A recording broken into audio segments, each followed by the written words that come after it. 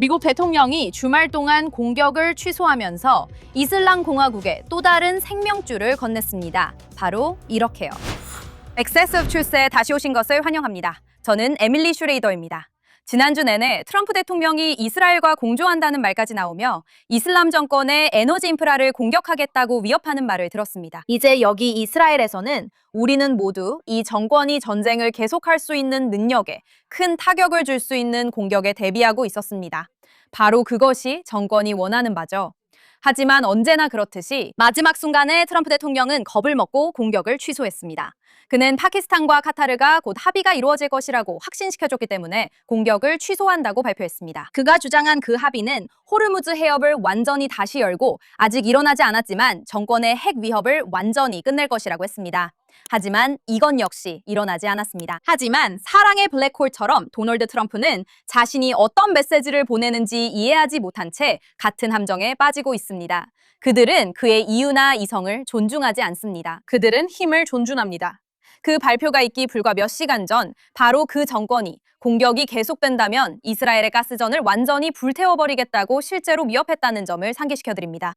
IRGC 계열 매체들은 이미 이스라엘, 사우디아라비아, 카타르, 쿠웨이트, 바레인, 아랍에미리트의 어떤 에너지 시설이 그들의 미사일 사정권에 있는지 정확히 보여주는 표적 목록을 공개했습니다. 게다가 쿠웨이트 방공군은 자국을 겨냥한 이란 드론을 막 방어한 직후였습니다. 이 공격에 대해 정권은 인정조차 하고 싶어 하지 않았습니다. 왜냐하면 그렇게 인정하면 백악관을 팔고 있는 이야기, 즉 자신들이 기적적으로 이성적으로 행동할 준비가 되어 있다는 이야기가 무너질 것이기 때문입니다. 현실은 또다시 그 정권과 이슬람주의자이자 이중적이고 비겁하며 부패한 파키스탄과 카타르의 파트너들이 정권이 두려워했던 공격을 말로 피했다는 것입니다. 그리고 또다시 미국 대통령이 그렇게 하게 두었습니다. 이제 이런 상황에 질리지 않으셨나요? 이번 달에만 트럼프 대통령이 이런 말도 안 되는 행동을 한 것이 처음이 아니며 그 이유도 점점 악화되고 있습니다. 7월에 14일 연속 야간 폭격 후 트럼프 대통령은 대규모 군사 행동을 갑자기 중단했습니다. 그는 해당 정권이 협상을 원한다고 주장했습니다. 사실 그들은 협상을 원하지 않았지만 같은 주에 펜타곤이 요격미사일 비축분을 너무 빨리 소모한다는 이야기가 유출됐어요.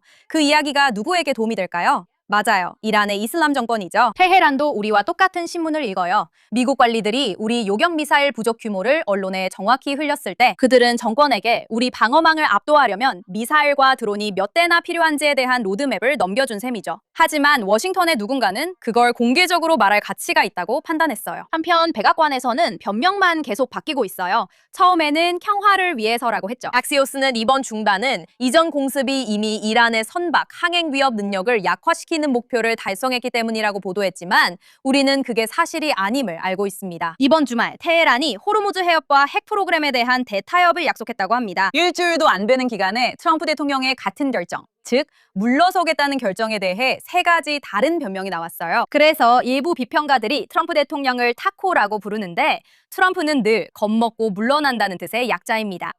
개인적으로 미사일 숫자와는 무관하다고 봅니다.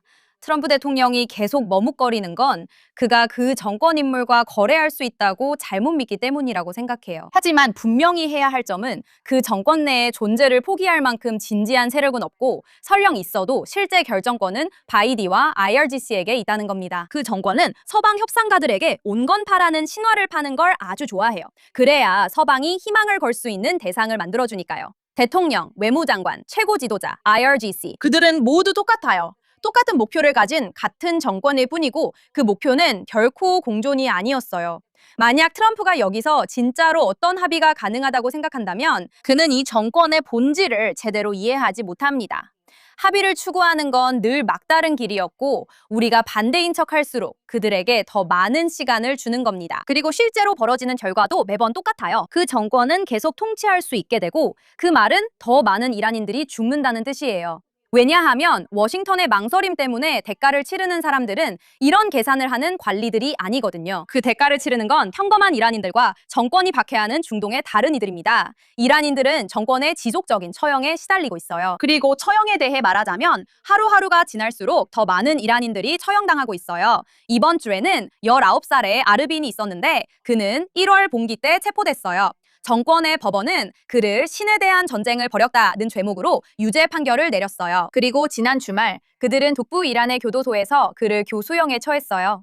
시위에 나왔다는 이유만으로 10대 청소년이 처형당한 거예요. 그리고 오늘 아침 오미드 베자드와 프리아 사바 두 명이 오늘 새벽에 비밀리에 처형당했어요. 두 사람 모두 12일 전쟁 중에 체포되어 이스라엘을 위한 스파이 혐의로 유죄 판결을 받았어요. 재판도 없었고 공개 재판도 없었고 발표도 없었어요. 오직 정권의 사법부가 이미 그들을 처형했다는 사실만 확인해줬을 뿐이에요. 이 일은 지금 일어나고 있어요. 제가 이 방송을 녹음하고 있는 동안에도요. 그 며칠 전만 해도 전 세계가 실제로 이런 처형이 현장에서 어떻게 이루어지는지 직접 볼 수 있었어요.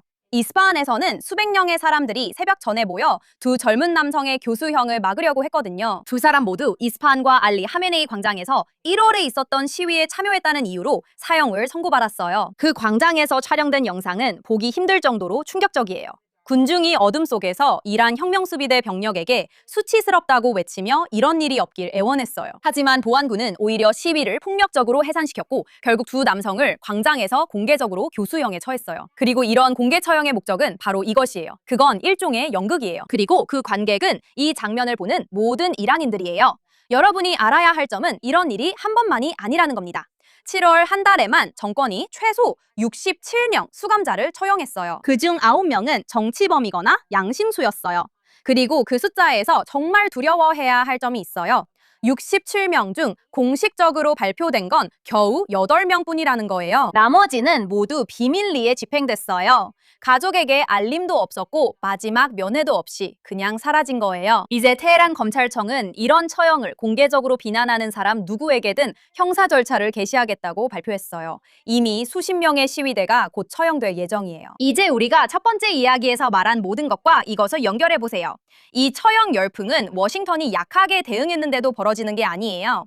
바로 그 약한 대응 때문에 일어나는 거예요. 이란 내부의 탄압은 이 정권이 살아남을 거라고 결론 내릴 때마다 더 심해지지 결코 나아지지 않아요. 트럼프가 결코 성사되지 않을 협상을 위해 공격을 철회할 때마다 진짜 결과에 대한 위협이 마지막 순간에 계속 철회될 때 물라들은 이것을 온건해지라는 신호로 받아들이지 않아요. 오히려 내부를 숙청해도 된다는 허가로 받아들이죠.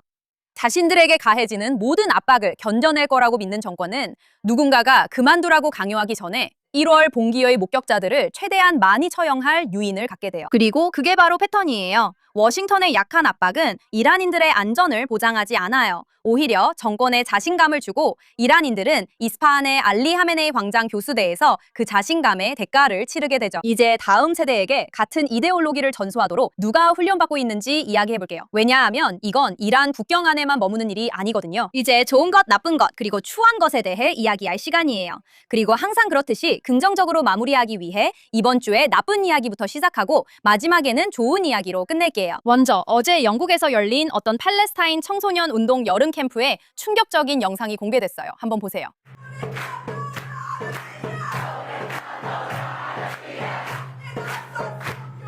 번역.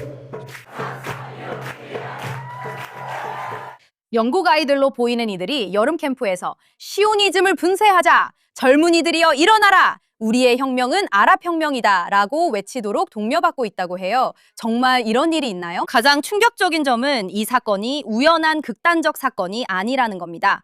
팔레스타인 청년운동 공식 자료엔 회원들이 민족 해방과 귀환에 헌신하며 이스라엘과의 정상화를 거부한다고 명시되어 있습니다. 이 단체들은 서구 대학 캠퍼스에도 점점 침투하고 있어요. 이 영상은 모두가 불편하게 느껴야 할 장면입니다. 이것은 이슬람 우월주의와 팔레스타인 거부주의가 좋은 것이라고 다음 세대에게 가르치는데 정체성을 둔 운동의 직접적인 산물이에요. 정말 역겨운 영상이고 평생 증오심을 심어주는 세뇌 교육이 어떤 모습인지 보여주는 장면이에요.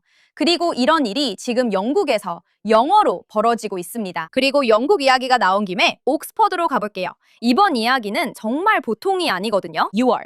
제가 직접 그곳에서 토론하기 전날 밤 옥스퍼드 유니언에서 서구가 이슬람을 의심하는 것이 정당한지 토론이 열렸어요. 토미 로빈슨, 노렌스 퍽스, 그리고 조나슨 사차르 도디가 찬성 측으로 토론에 참여했어요. 반대 측에서는 옥스퍼드 학생 아이샤 칸 아지즈가 일어나서 사실상 토미 로빈슨을 위협했어요. 그녀는 관대한 무슬림 회장 알와 알라이즈가 그의 안전을 보장했다고 말했죠. 그렇지 않았다면 그는 인용하자면 밖에 폭력적 이슬람 극단주의 군중들에게 말 그대로 끝장났을 거라고 했어요. 한번 보세요. 스티븐 업슬리 레는 그의 훌리건들에게는 토미 로빈슨으로 알려져 있죠. 스티븐, 오늘 밤 당신을 반대하는 군중이 밖에서 폭동을 일으키고 있어요. 그리고 무슬림 팔레스타인계 회장과 대부분 남아시아계 집행위원회의 보호와 관대함이 없었다면 당신은 말 그대로 끝장났을 거예요.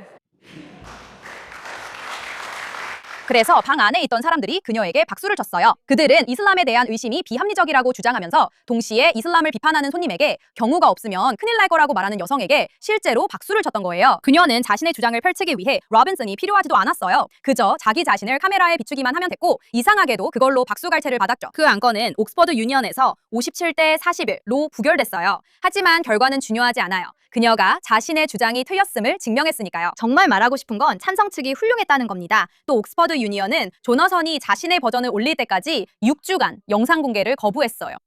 이게 그들이 숨기려던 건가요? 여기부터는 개인적인 얘기인데 다음날 밤 같은 유니언에서 이스라엘은 팔레스타인과 평화를 원한 적이 없다는 주제로 저도 토론을 했어요.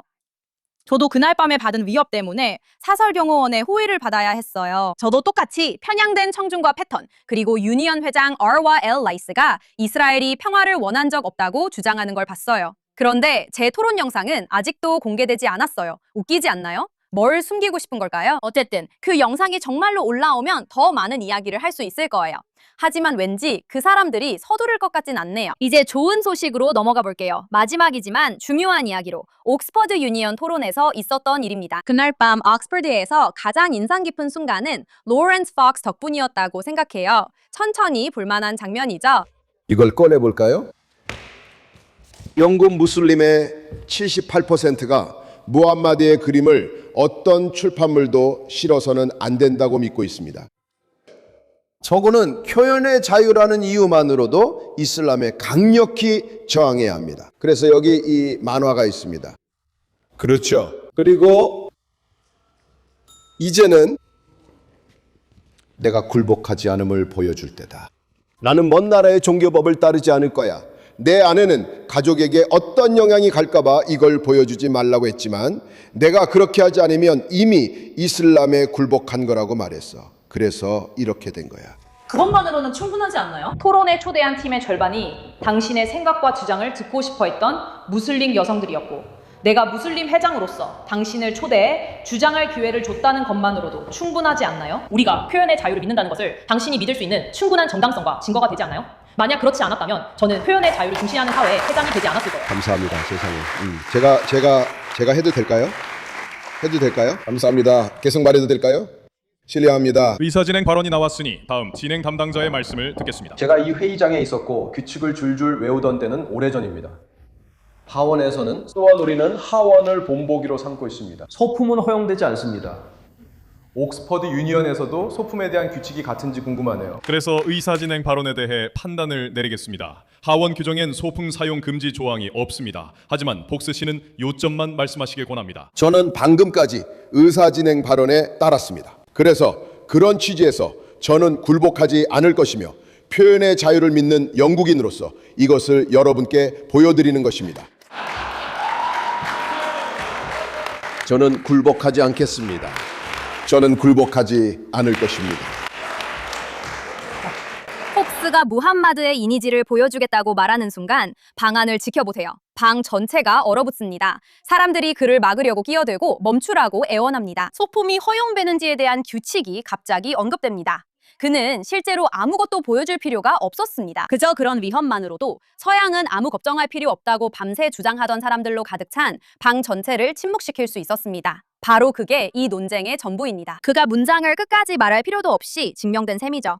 그는 토론에서 일일이 논점을 따져가며 이길 필요가 없었습니다. 그저 그림, 말 그대로 그림을 가리키기만 하면 됐어요. 그리고 그 방에 있던 모두가 신성 모독이 두려워해야 할 것임을 실시간으로 확인하는 모습을 봤어요. 그것도 표현의 자유를 표방하는 토론 단체에서요. 정말요? 신성 모독이라는 개념 자체가 존재하는 한 만화 한 장이라는 생각만으로도 고학력 성인들이 가득 모인 방이 공포에 휩싸이는 한 자유로운 사회는 존재할 수 없어요. 폭스는 몇 분 만에 관객들에게 그 사실을 증명하게 함으로써 이를 입증했어요. 정말 멋지게 해냈어요, 로렌스 폭스. 잘하셨어요. 이번 주는 여기까지입니다. X나 인스타그램에서 에밀리 K 슈레이더를 팔로우해주세요. 다음 주 야누스의 Excess of Truth에서 다시 만나요.